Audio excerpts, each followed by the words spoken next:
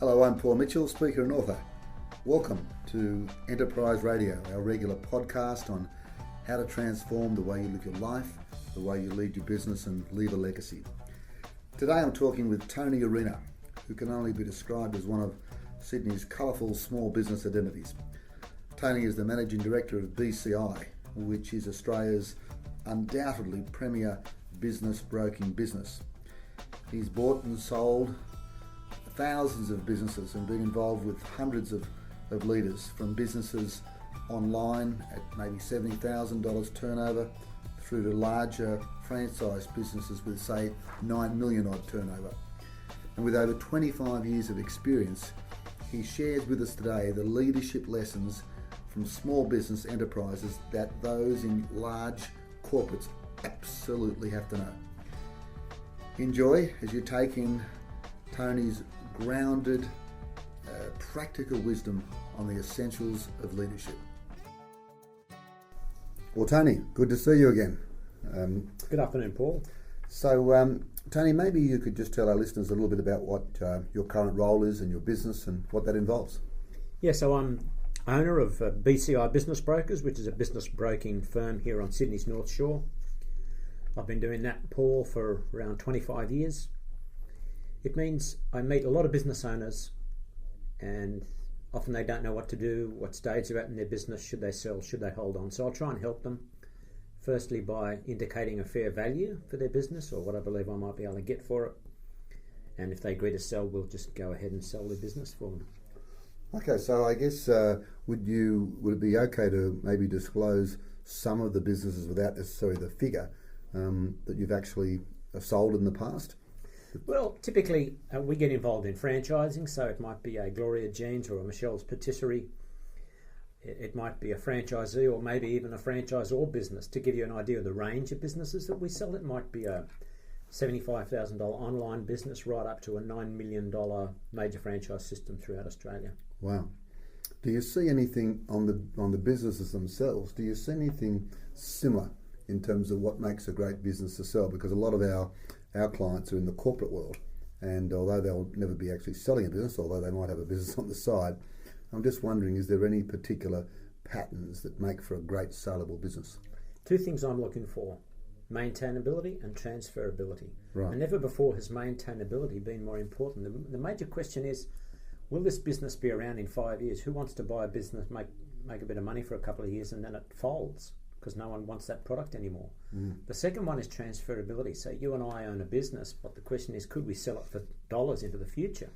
So is the money that I'm making transferable to someone else? If it is, it has value. If it's not transferable, it's not basically valuable to anyone but the current owner. That's a great couple of words, maintenance and transferability. I guess that corporate people would look at that too. Will the business be maintained after they leave their role, and have they actually transferred their skills to the next level down? But before we have a look at, I guess, some of the real great lessons from small business, tell us a bit about your career to date, because you've been, quite a, I think what's the term in racing, a colourful racing identity. You've certainly been one of Sydney's colourful identities. Before you were a business broker, what were you doing? I was a criminal barrister. And So that stops them in their tracks, doesn't it? Well, that involved me just representing people who didn't have the opportunity to represent themselves properly in a particular sphere. You wouldn't go into court if you were unrepresented. The similarity in my current career is that you wouldn't want to go and try and sell a business or even buy one, Paul, and this is what a lot of people ignore. You wouldn't want to try and buy or sell a business unless you were represented by a professional, because it's a cruel, hard world out there. So I'm glad that you've actually clarified that. So it's the representation of others, not the fact that you're dealing with the criminals. No. Where's the parallel? There's no similarity there. Right, good. So was there transferable skills? I mean, it's interesting that there you were in a court of law, really, representing someone or their point of view. Do you find yourself out there, if you like, representing your clients now, or is that... Totally. So I have a duty as an agent. If I'm acting for a seller, I've got to do the best for the seller.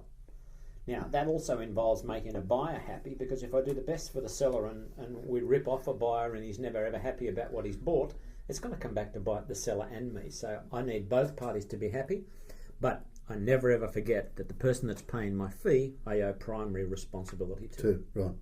So look, Tony, I know it's a great business business connection, and yet, and I know that you're working with a lot of leaders, helping them to build their business. But tell me a bit about what leadership means to you before we have a look at some of the lessons that you've learnt from small business and how small business can teach large corporates. What does leadership mean to you, Tony?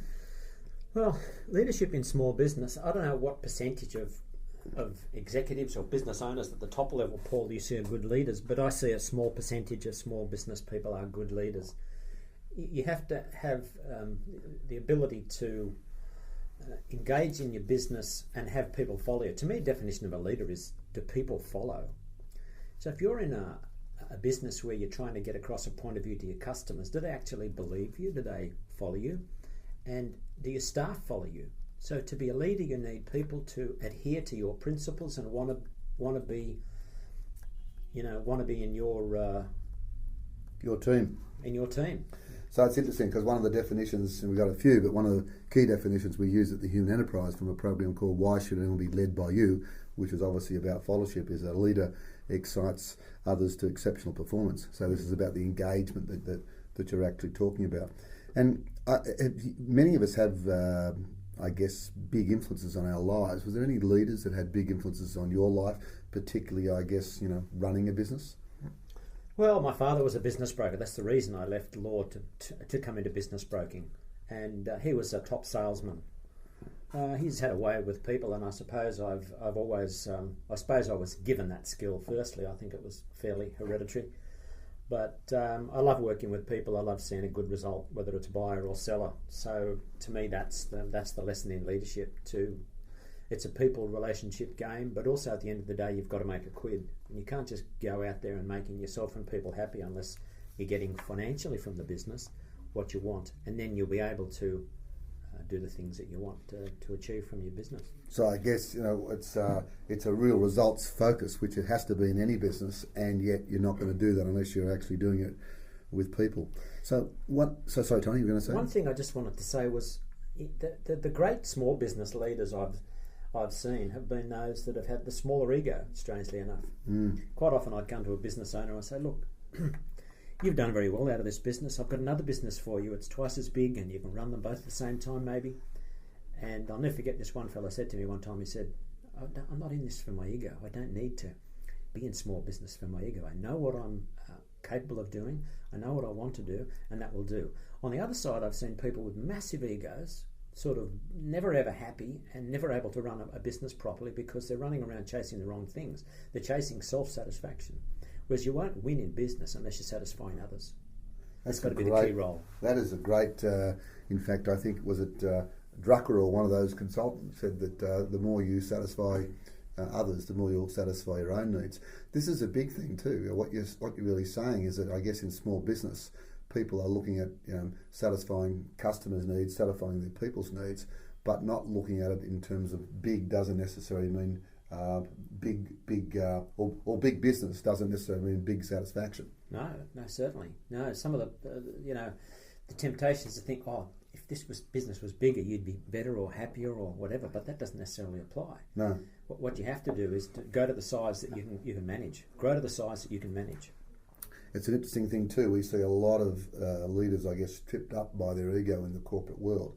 There's a model from Jim Collins. He calls it level 5 leadership in some of his literature. And at that level, you are, yes, you're running the business. And yes, you certainly have, I guess, a bit of ego strength, but not that much that it gets in the way. And if there's a mistake or there's a downfall, you'll say, hey, that was my accountability. But if there's some great success, then you'll certainly share it with the team and say, hey, it's the team that did it. We often see the opposite happening, where there's a problem, people put it onto the team. Where it's a positive, people take it up because of that need to stroke their ego that it's their own thing. So let's get into some deep and dirty secrets of small business, because small business is like you're on the line every day. And I think that there's some great lessons that small business people, and someone like yourself who's been around many, many small businesses over the years, can actually teach large corporates. Maybe we take them one at a time. What would be, say, 2, 3, 4, 5, half a dozen lessons, Tony, that you think large business can learn from small business leaders? Well, of course, most big businesses grew out of a small business.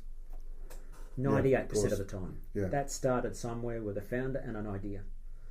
And that founder had to work very hard, number one, but he also had to stay engaged. He or she had to stay engaged in the business and really had to do everything that was to be done in the business. As the business grows, you get the luxury of being able to delegate and not get as involved in the maybe detail of the business or the operation. And so a big business, I think the owner of a business has to be engaged in every single department of their business, just like a small business guy is.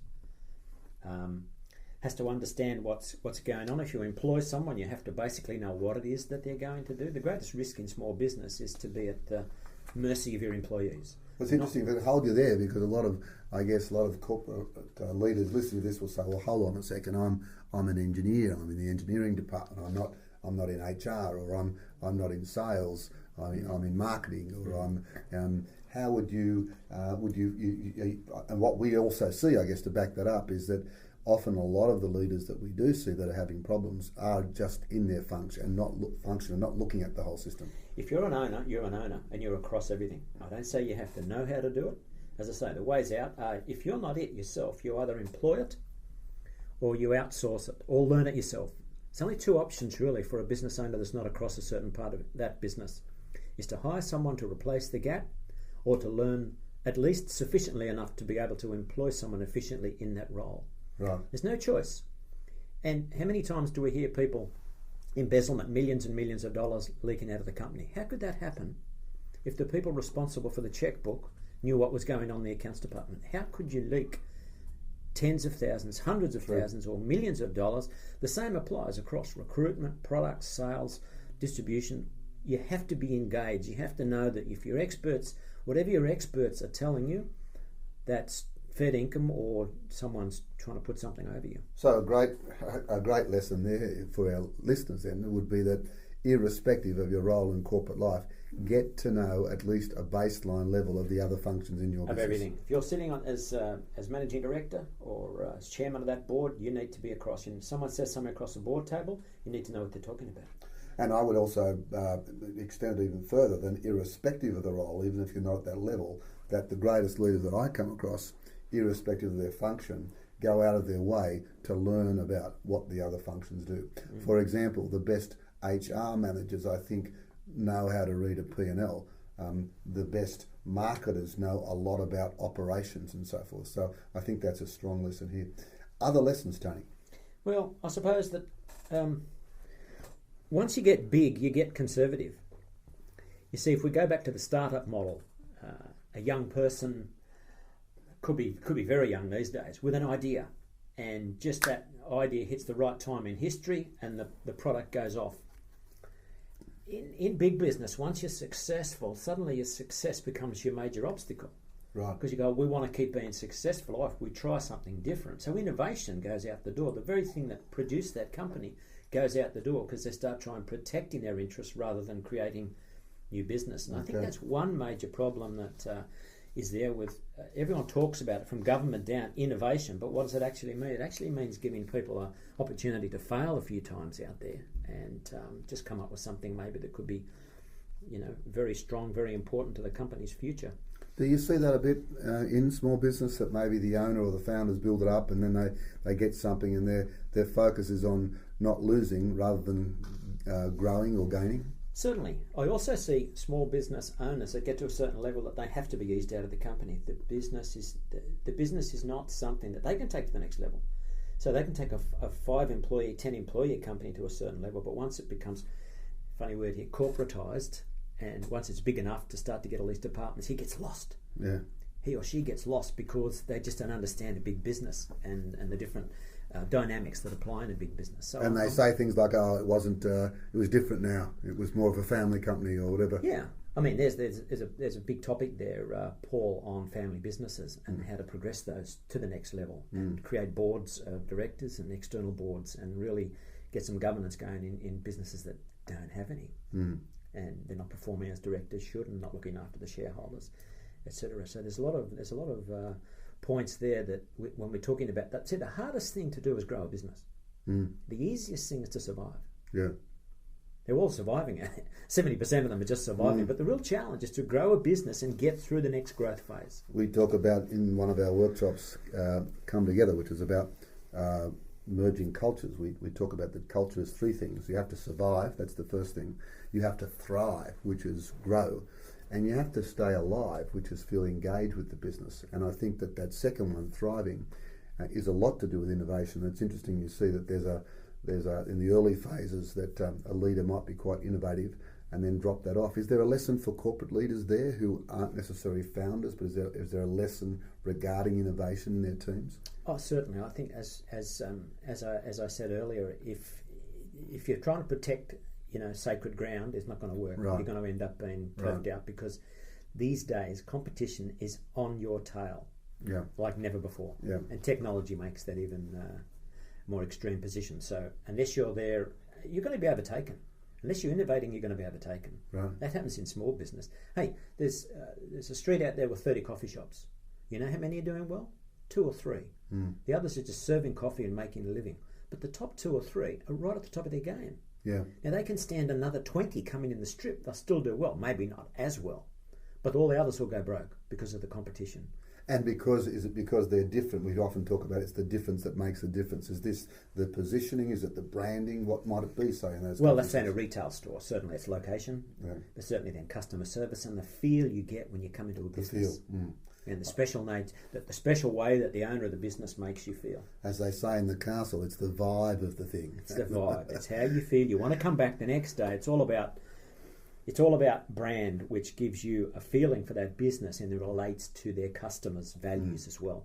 So talk about that, because that's a big thing in terms of both an executive branding themselves, because we all have our own personal brand as leaders, but of course we have brands within our the brand of our products within the organisation, or the actual brand of the organisation itself. What are some lessons from small business you've picked up about branding? Well, you see, let's take the accountancy firm. Grew up from one person giving financial advice. He got very good at doing that and said, "I'll grow my business." But suddenly the business fell over because it was built on the personality of the owner, and then there was nothing then left of strength in the company outside of the personality of the owner. But the clever business builder says, all right, what I want to create here is a delivery of service that will be the same transaction for everybody that walks into this establishment. Could be a cafe, an accountancy business, whatever I'm talking about, you have this sense so that when people are dealing with you, they go, that's a nice experience. Right. And that can go across the law firm, the professional practice. Goodwill's a funny thing in small business, so you've got to be very careful that you create something, as we started saying, that's transferable. But the way to make that sort of business transferable is to almost franchise it, so that the service is the same whether you speak to the receptionist, whether you speak to the person helping the accountant or the major partner. You get the sense that they're going to deliver the right advice to you at a good price, and you're going to feel good dealing with that company. And of course that won't happen unless there's great business systems, which is the heart of great franchising. That's it, systems. And then we know that we'll get the same transaction each time, the same transaction feeling every time we deal with that company. But one of the things that often corporate leaders back away from is that they don't want to systematise everything. They want to have a little bit of freedom, but we often say systematise the routine and personalise the exception, because the more you have the system route or the routine systematised, it does give you more time for those special cases and so forth. I'm sure you've got many other lessons for corporate leaders. What are some more that you can touch on? There's one that's really only just been given full effect for me in the last 10 years, which is timing. Now, in 2006, 2005, 2006, we had a long boom time, if you like, in small business. Not everywhere in the business world, but certainly small business was booming. People sold their businesses for fantastic multiples of profit. And it was all in this sort of 2-year window. Now, I'm not saying that all those owners understood timing and said, I'm going to get out now because things are going to be not so good in 12 or 24 months.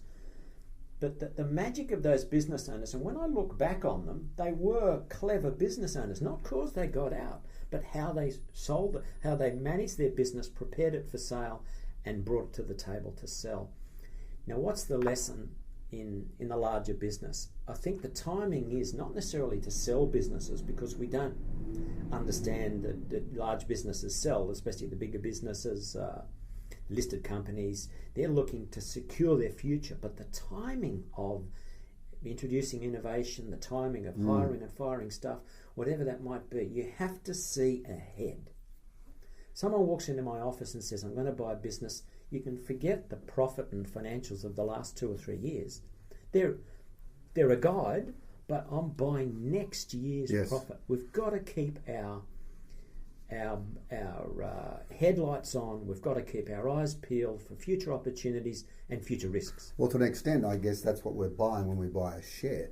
When we buy a share of a company on the ASX or the New York Exchange, or whatever it might be, where we're not necessarily buying yesterday's result. We're buying in anticipation of the future there. You see companies recording record profits and the share price goes down because the market thought they'd do better. Yeah. So the experts are looking to the future, and small business stars that I've met are looking to the future. I think everyone in a business, be it an executive or the directors of the company or the owner, have to be asking the key question: where's this company going in 12, 24 months out? Where's it going, and how can we manage that it goes down the right path? And that's a great lesson for any leader, because a leader basically is painting a brightness of future. A leader takes people somewhere they haven't been before, and it's a focus on future rather than past. And I guess what you're saying is that small business leaders particularly have to do that, and it's a great reminder for corporates not just to get caught up in the day-to-day, which is also, I guess, a difficulty with a lot of corporates. They have a very, very quarterly focus, because particularly if they're a listed business where they have to show profit that particular quarter. Any advice for corporates in that case, where they really are under the pump to show quarterly results, 90-day results, rather than being able to have that freedom to be thinking 12, 24 months? Well, I think you've got to have your business is really in two sections. You have to have the big questions out there being asked by business owners, by these key stakeholders in the business. But we're just measuring progress each quarter. We're measuring progress towards that. The hardest thing of all is to try and predict the future. But if we don't even ask the questions, we're going to be a mile off. But if we ask the questions about the long-term future and then put it out there, we're just having a reasonable estimate of where we should be in 3, 6, 9 and 12 months' time. That's all any stakeholders can ask of a decision maker in a company, surely. Right. So there are these two levels. Certain meetings we go and we talk about what's going to happen over the next 3 months or the next month. The other meetings we go and talk about what's going to happen in 12, 24 months. And the two people talk, but we're talking about different things. Yeah.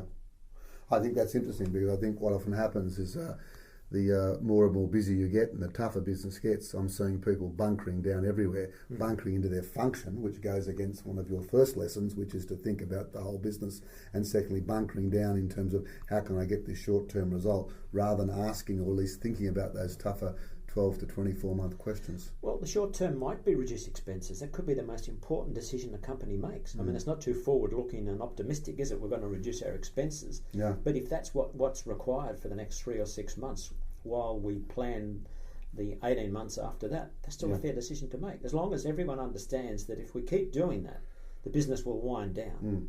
If we strip it of all its resources, well, it's going to go one direction. Yeah. But if we're trimming it to live with our, or to score our 24-month goal, well, then it's fair enough.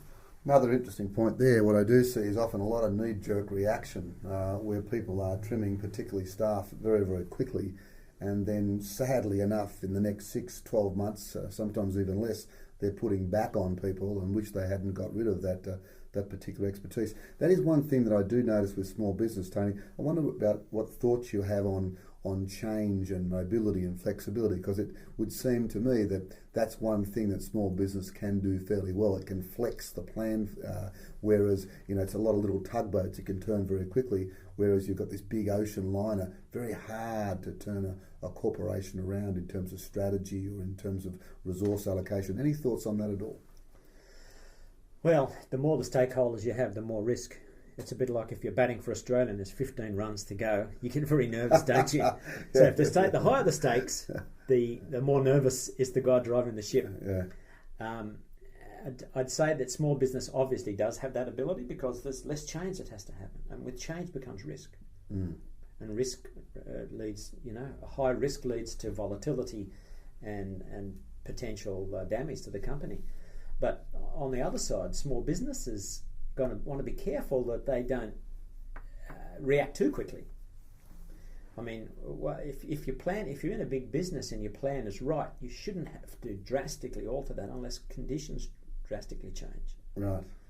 And I suppose that the way I would approach a larger business is look at a lot of small businesses. There's a lot of small businesses in a large business, and give a fair amount of autonomy to people to manoeuvre with inside the corporate structure rather than having to change the whole big ship. Yes. The whole big ship works out. Take Blockbuster, when video stores became under assault.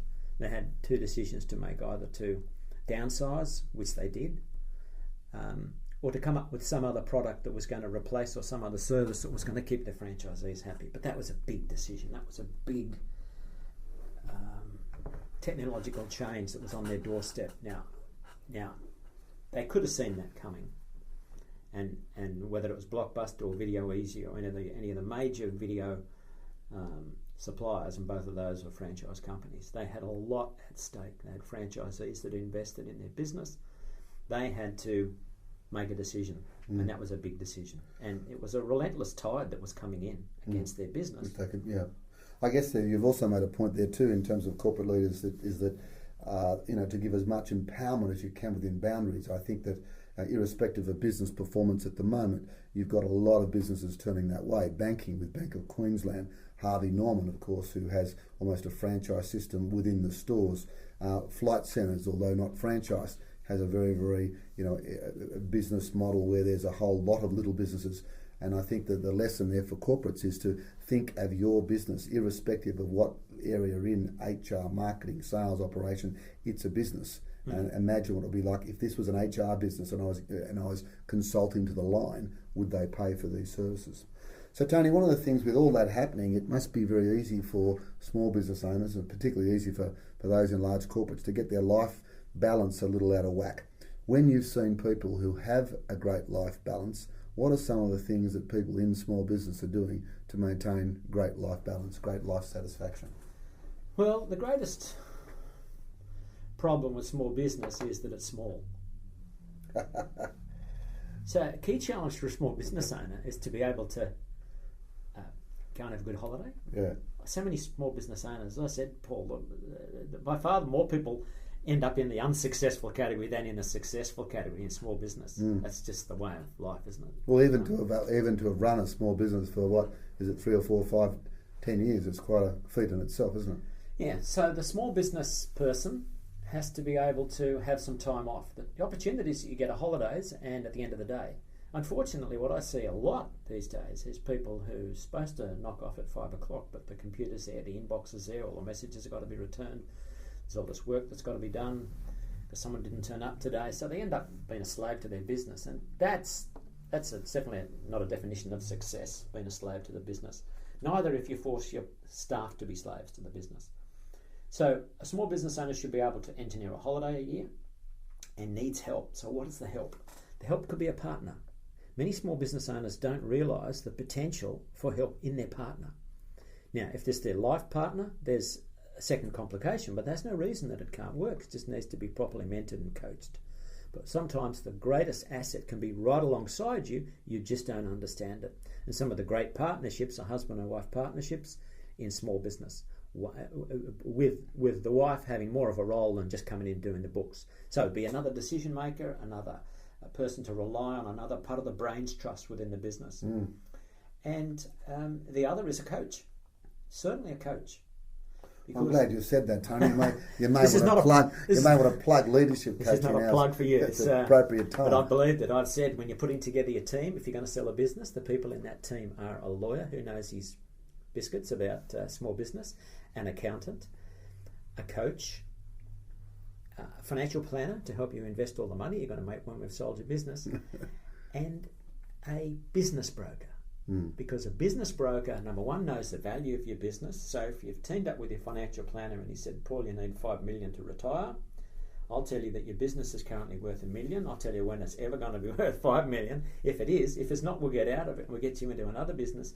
But your whole team is aimed at the end game where you get out of the business with the money that you need to make yourself happy for however long you've got after that. It's an interesting one, isn't it? Because I guess the end game for often business owners, the real wealth creation, if it's done right, often comes at the end of the end of that period where they do sell a business for hopefully a certain multiple. But where have you seen, my question is, where have you seen small business people do that well? What are the habits, the rituals, the systems where you see people that have kept their energy up and they've been able to take the holidays? I mean, one is a partner. I think that's a great lesson for corporate life. Everyone tends to do it on their own unless they have a coach.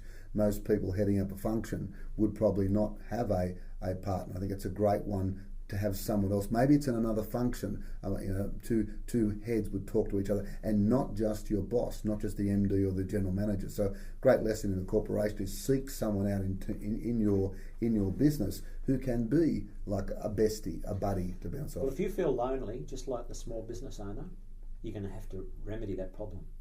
If you're in a big business and you're lonely, you're going to have to find a solution because you're going to go down the drain. You're going to get sick. Because stress will beat you. Yeah, right. You have to come up with an answer. Right. And I bet that the coach could provide that. Take people that are close to you into your confidence and tell them what the problem is. Because if you stay lonely, it's going to be a sad future for the company and the executive. Well, Tony, a bit about you, because I mean you've certainly done that. You've built up this business and you've got to an extent a franchise business here. What are some of the lessons? They are lessons that others in small business have learned in general. What about you? What have been some of your biggest lessons and leadership challenges to date? Well, to me, it's seeing where I'm going to be in 2 years' time, and not believing that if I just keep going the way I'm going, things are going to be fine. You have to make allowance. You have to try and plan for the future. I suppose as a leader, I treat the people that work for me the same the way I treat the vendors that I represent in business broking. The people that work for me need my guidance, need my experience to be able to perform as the very best business broker they can. The two people that we have within BCI rely on me for that. They rely on me to understand them, show them the way in business broking as much as I can. Right. And that's my challenge. I see the same thing. I have to come up with a result for a business owner, and I have to come up with a result for the people that work for me. So, Tony, if you had one pearl of wisdom regarding someone achieving a vision of greatness, perhaps they have a vision of greatness, they have an idea of where they want to go, where they want to take their team, their organisation, but just not quite sure where to start, what would that be? What would you advise them to do? Do you mean someone in small business? Someone in small business, and from that we'll actually pull out the lessons for larger business. Look, if I meet someone for the first time, within 5 minutes, I'm more or less getting a good idea of what they're capable of. Right. And I just wonder whether they are. Yeah. Understand what they're capable of. Right. If you don't understand what you're capable of, you could go 10, 15 years in a business, scratch your head and go, why didn't I ever succeed? That business was wrong for you. You never had the ability to go ahead and build it. You never had clear targets or objectives to achieve out of the business. There was just some sort of, well, I'm in a business because I prefer to work for myself than work for someone else. It's not a good enough reason. No. And what I said before about the ego is when you say, I want to be great one day, that could lead you to nowhere. If you just want to be great, I mean, we've heard about Jobs and Branson and Gates, but they had that, they all could have gone broke. If timing, well, they did very, very. If timing often, wasn't, yes. if the timing of their desire to be great wasn't also met with the circumstances that allowed them to be great, and there's probably thousands of others that had the ability to be great, but just didn't meet the right circumstances. And I can't downplay the brilliance and ability of those three men that I just mentioned, but what they had was just this knack of knowing what people wanted. And if that's a product or a service, get as many people to buy that product and engage that service, and you're on the way to greatness. But if you think it's great and no one else does, it's not gonna make a business. What a great lesson for all of us. It doesn't matter how good we think our product or a service is. It's the audience that counts. So one of my favourite sayings is, it doesn't matter how good the orchestra it is if the audience is deaf, they're just not going to hear it. Yeah. So it's a great reminder of us to keep on thinking about from our customers' perspective, whether they're internal or external customers. So what about you? What's the big thing that you'd like to leave behind or be known for? What would you like people to be saying of you with Business Connection International? Well, I want them to think that when I said I'm here to help you to achieve your life goals and achieve your wealth goals, that I was fair income. And if I didn't think they could by the path they were going on, I'd also tell them. Right. So I want them to know that I'd tell them the truth. I won't say what I think they want to hear. I'll say what I think is going to happen on the basis of my experience. That's what they're there for. They don't want me to tell them anything else other than my opinion based on my experience. And that's the best thing I can offer them. Absolutely. So does that mean, for example, because some of the listeners may be people who are in large corporates at the moment, maybe even thinking about going into small business, that, and I certainly see this, that not every person who's in a corporation who may be even a senior leader there necessarily has what it takes to run a small business. Would you agree with that? I'll tell you what I've found, that the people that come out of big business have got one great advantage over someone who's always grown up in small business, is their training. Right. The time. I'd like you to plug that too, Tony, if you could. Is this the Paul Mitchell show, is it? well we've learned it shouldn't be, but just for this one time. So, small business, I can do it all, I'm tough, I'll tough it out. Big business, good systems, good training, good processes. Put those two together, there I think you've got your success recipe. Right. Merge the two. One may work on its own. Probably a small business person may make it just with those skills. A person out of corporate with all the training in the world that doesn't want to get their hands dirty ain't going to make it. But if you've got both things going for you, if you've become a well-rounded person, which is what corporate's trying to do, is trying to train you to be the very best that you can be, and you merge those skills with the survival skills that a small business person just has to learn. If you've been in business 2 years, they're a survivor. Yeah. You merge those two, and you've got a very good combination. What a great way to think about the best of both worlds. If we bring the training and the discipline and the systems to small business would be better off. If we brought the entrepreneurial zeal and the passion and the survival instinct that's absolutely essential as small business to corporation, I think corporations would be better off. One of the things I certainly see in corporations these days is people not possibly working with a degree of intensity according to their general managers. I've talked to many CEOs, GMs, department heads saying, I don't know whether people get it. It's not that good at the moment. People are still working average hours and still working same old. What is it that you think large corporates need to get to work at that level of intensity, which often happens in a small business? Well, look, I think if you're talking about success across the two horizons here, it reminds me of that joke of the fellow that goes to, in the biblical times, goes to the gates of the city and says to their fellow, what sort of a town is this? And he says, oh, where have you come from? He says, I've come from a town where everyone's friendly to me. He said, the same people here. And then the next day another fellow comes up to the same person and says, I want to come into your town. He says, well, what sort of town have you come from? He says, well, I've come from a town where all the people are nasty. And the fellow at the gate said, don't bother coming here, everyone's the same. Yeah. So it's not the people, it's what we create. And if you're a bad term probably, but if you're a winner in corporate, you're going to be a winner in small business. Right. And if you're a winner in small business, you may not have that same ability to go up the step. But if you're a winner, if you understand people, if you've got good communication skills, you understand who you are as a person in the corporate world, you'll take those skills down to small business and you'll more than likely succeed because, as I've said, the success rate in small business, very unfortunately, is small because we don't get too many winners down in small. We don't get as many winners in small business as we'd like because the barriers to entry are small, and it seems like you can just grab a shop and open up or pick up a website and suddenly you're in business tomorrow. Those people will fail unless they have a plan and a really good product or service that no one else is providing. And so important that they don't, because that small business sector does employ almost 7 million, or 50%, say, of our total workforce. So Tony, there have been some incredible lessons there for large corporates through the eyes or the lens of small business, but just because they're in large corporates doesn't mean they don't know someone in small business, or their family partner might be running a small business. We know that you actually sell businesses and also build them up to sell. If people wanted to get in touch with you, what's the best way, Tony? Well, we have a website, bc.com.au, and you can follow the links there, the contact us links. Do you want me to give my phone number? Yeah, that'd be great. Mobile 0411 888 148, or my email address is tarena@bc.com.au. On the side of valuing a business, we have a website with quite a bit of resource there on how to value certain businesses and what are the key fundamentals in looking at in valuing a business if someone's looking to buy or sell. And that's called valueabusiness.com.au.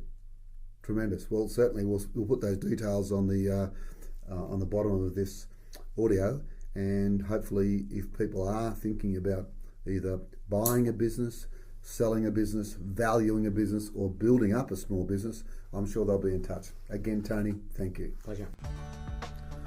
Well, there's certainly some great lessons from Tony that small business can teach large corporates, like getting out of the way and letting people get on with it, like having a franchise mindset and the importance of systems, like timing, like the vision thing, like making sure you still have your life balance, and how your ego can really trip you up if you're not careful. All essential lessons also for the larger corporate world. I think it was great that Tony particularly focused on the importance of a leader having followers.